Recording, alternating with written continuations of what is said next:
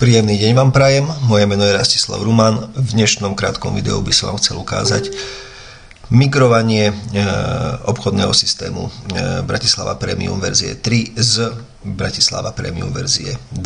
V prvom rade je potrebné, aby ste si do vášho počítača, kde obchodujete s obchodnou platformou MetaTrader 4 s obchodným systémom Bratislava Premium, alebo na vaše VPS, kde máte spustený MetaTrader, skopírovali novú verziu Bratislavy Premium verzia 3. V druhom rade je potrebné otvoriť zložku samotného MetaTraderu, a síce cez File, Open Data Folder, MQL4 Experts, kde sa vám zobrazia všetky dostupné obchodné systémy.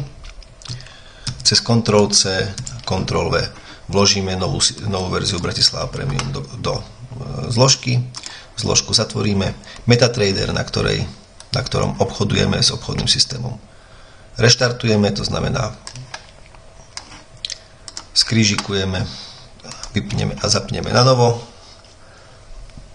Samotný systém sa nám po reštarte zobrazí vľavo, kde bude zoznam všetkých dostupných obchodných systémov, a jednoducho, takisto ako verziu 2, nahradíme verziou 3 pretiahnutím do grafu, odkliknutím položiek, ktoré odkliknuté majú byť, a takisto aj nastavením takým, ako nastavenia byť majú. To znamená, nastavujeme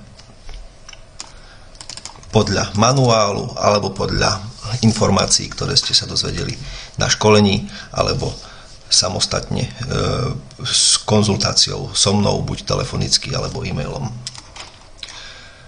Potom stačí odkliknúť OK a Bratislava nahradí verziu 2, načíta si staré obchody, zobrazí sa všetko podstatné a tým pádom ste samotný upgrade vykonali.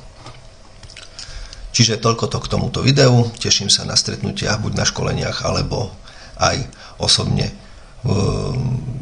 v prípade konzultácií, samozrejme telefonicky alebo e-mailom. Prajem vám všetko dobré, veľa úspechov v obchodovaní. Teším sa na vás v ďalších videách.